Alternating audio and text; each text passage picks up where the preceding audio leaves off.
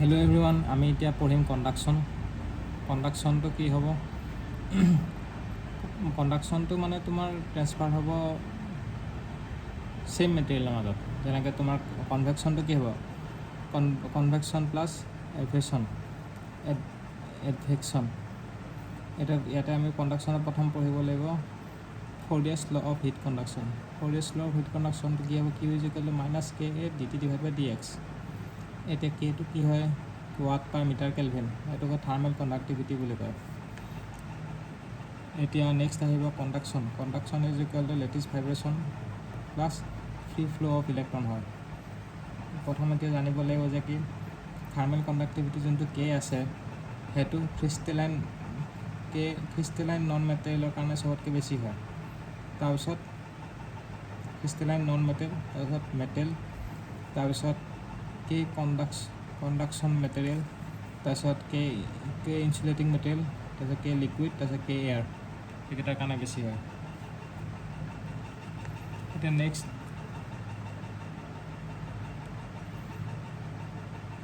এতিয়া নেক্সট আহিব ব্ৰিজমেন্স ইকুৱেশ্যন। ব্ৰিজমেন্স ইকুৱেশ্যনটো কি হয়? ব্ৰিজমেন্স ইকুৱেশ্যনটো হ'ব কে লিকুইড ইজ ইকুৱেল টু এইটো হয়। তো ব্ৰিজমেন্স ইকুৱেশ্যনৰ মতে আমি এটা কথা মনত ৰাখিব লাগিব যে কি টেম্পাৰেচাৰ যদি টেম্পাৰেচাৰ বাঢ়িলে ডেঞ্চিটি কমিব, তেতিয়া থাৰ্মেল কণ্ডাক্টিভিটি কমিব। কিন্তু লিকুইডৰ ক্ষেত্ৰত কি হয়? টেম্পাৰেচাৰ বাঢ়িলে ভিস্কোচিটি কমিব, ভিস্কোচিটি কমিলে থাৰ্মেল কণ্ডাক্টিভিটি কমিব। তো এই ছলিড আৰু লিকুইডৰ ক্ষেত্ৰত একেই হয়। সেইটো কাইনেটিক থিয়ৰী অফ লিকুইডক কৈছে। কিন্তু কাইনেটিক থিয়ৰী অফ গেছে কি কৈছে? কাইনেটিক থিয়ৰী অফ গেছে কি কৈছে? টেম্পাৰেচাৰ বাঢ়িলে থাৰ্মেল কণ্ডাক্টিভিটি বাঢ়িব। তো গেছৰ ক্ষেত্ৰত বেলেগ, বাকীকেইটাৰ ক্ষেত্ৰত বাঢ়ে দিয়ে।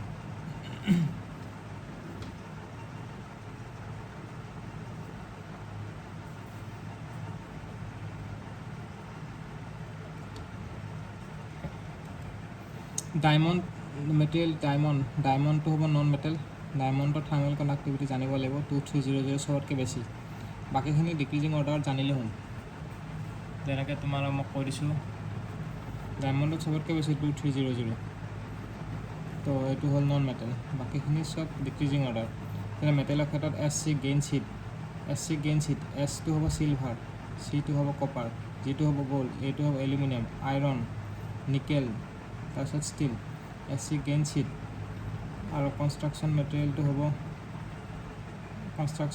হ'ব কংক্ৰিট, গ্লাছ। এইটো কনষ্ট্ৰাকশ্যন মেটেৰিয়েলটো কেনেকৈ মনত ৰাখিম? Concrete glass bricks are made by human on earth. Concrete glass bricks are made by human on earth. এই লাইনটো মনত ৰাখিব লাগিব। আৰু এইটো মনত ৰাখিব লাগিব S C gain seat. S C মানে এই লাষ্টৰটো ষ্টিল, এইটো চিলভাৰ হয়। মনত ৰাখিব লাগিব। এতিয়া এব্ৰেচিভ মেটেৰিয়েলটো আহি গ'ল, এব্ৰেচিভ চিট, ৰাবাৰ। তাৰপিছত সেইখিনি ডিক্ৰিজিং অৰ্ডাৰত আহিলোঁ। এতিয়া এব্ৰেচিভ চিট, ৰাবাৰ, উড আৰু গ্লাছ উড। তেনেকৈ এব্ৰেচিভ এইটো মনত কেনেকৈ লিখিম? এ আৰ ৱাটাৰ আৰু গেছ। এ আৰ ৱাটাৰ গেছ। এ আৰত আহিব এব্ৰেচিভ চিট আৰু ৰাবাৰ, ৱাটাৰত আহিব উড আৰু গেছত আহিব গ্লাছ উড। জিত আহিব গ্লাছ উড। এইখিনি আহিব ইনচুলেটিং মেটেৰিয়েল। তো প্ৰথম কি আহিছিলে চোৱা, প্ৰথম এইটো যেনেকৈ নন মেটেৰিয়েল আছিলে, নন মেটেৰিয়েল। তো এইটো হৈ গ'ল প্ৰথম নন মেটেল। তাৰপিছত আহিব এইখিনি মেটেল, তাৰপিছত এইখিনি কংক্ৰিট মেটেৰিয়েল। কংক্ৰিট মেটেৰিয়েলৰ পিছত আহিব এইখিনি ইনচুলেটিং মেটেৰিয়েল। তাৰপিছত মিক্সেলেনিয়াছ আহিব। মিক্সেলেনিয়াছত যেনেকৈ চলিড লিকুইড গেছ মনত ৰাখিব। চলিডটো হ'ব আইচ, লিকুইডৰ ঠাইত ৱাটাৰ আৰু গেছৰ ঠাইত এয়াৰ। আৰু লাষ্টত আহিব ফেৰনটো হ'ব 0.0083। থাৰ্মেল ডিফিউজিভিটি আমি আলফাইড ডিনোট কৰিম। তো আলফা ইজ ইকুৱেল টু মনত ৰাখিলে কলা ৰছী, কে ডিভাইড বাই ৰছী হ'ব, কলা ৰছী। তো এইটো হ'ব metre square per second. Thermal diffusivity কি হ'ব? Metre square per second. Newton's law of কুলিংটো কি হ'ব? নিউটনছ ল অফ কুলিং আহি গ'ল। নিউটনছ ল অফ কুলিঙত কনভেকশ্যনৰ কথা আহি যায় যে Q is equal to H A delta T. এইচটো হ'ব Q is equal to HA delta T. H2 হ'ব watt per meter square Kelvin. Heat transfer coefficient হয়, H2 হ'ব heat transfer coefficient. এতিয়া next আহিব Cartesian coordinate. Cartesian coordinate টো হ'ব delta square T plus QG divided by K is equal to 1 by alpha del T by del tau.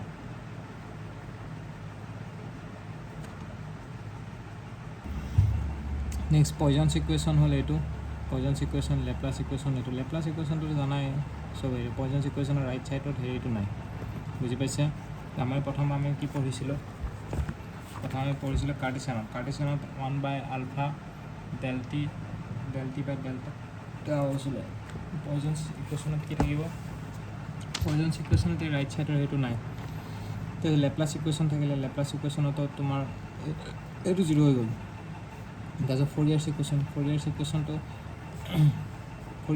to janai. Next important to hold cylindrical coordinate. Cylindrical coordinate to mona kiba. Epa likhi saba revision korte. That del square T by del R square plus 1 by R del T by del R plus 1 by R square del square T by del phi square plus del square T by del Z square bracket diba plus QG divided by K is equal to 1 by alpha del T by del tau. This is it over. Next I have spherical coordinate. Spherical coordinate to mona rakhibole laibo eto. Eto mona rakhile, eto na rakhile hobo, eto mona rakhile hobo. R square del by del R bracket dibe R square del T by del R plus QG divided by K which is equal to 1 by alpha del T by del tau. Eto mona rakhile hobo. Next, we have one-dimensional heat conduction. One-dimensional heat conduction of monotopic hole.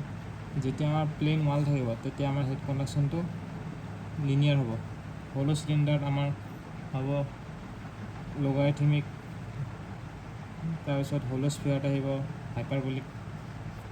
Hollow cylinder thakibo logarithmic aru hollow sphere thakibo hyperbolic. Next type of heat generation. Heat generation is equal to I square RT. Heat generation মানে এটো heat generation পঢ়া আগতে এটো চাই লও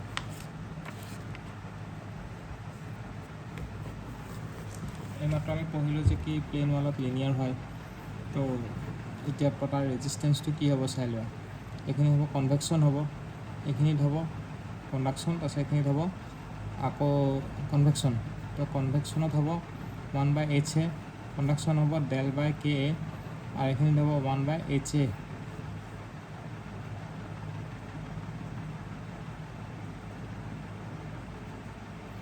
तो Q is equal to HA T by TR তাৰছত KA by del এটো হ'ব Q to কি হ'ব কনভেকশনৰ ক্ষেত্ৰত HA TA minus TI তাৰছত হ'ব কন্ডাকশনত হ'ব AA delta T by del হ'ব আৰু আকৌ কনভেকশন হ'ব HA delta T হ'ব এটো তো Q is equal to আমাৰ TA minus TB bracket T 1 by HA plus del divided by KA plus 1 by HA এটো হ'ব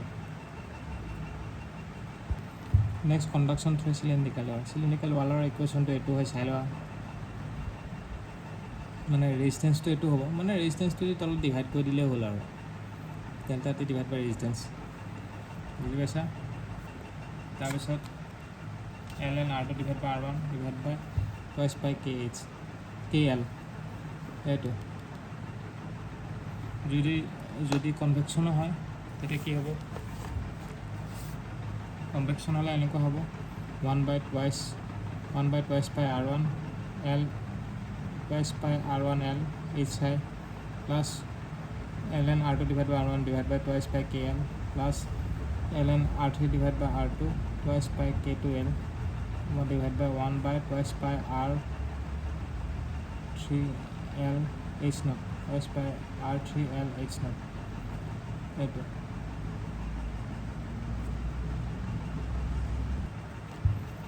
so Q is equal to T1 minus T2 divided by 1 divided by 4 pi r square hi 1 divided by 4 pi r1 square h1 plus r2 minus r1 divided by এইটো স্ফিয়াৰৰ কাৰণে r2 minus r1 divided by 4 pi k1 r1 r2 plus r3 minus r2 divided by 4 pi k2 r2 into r3.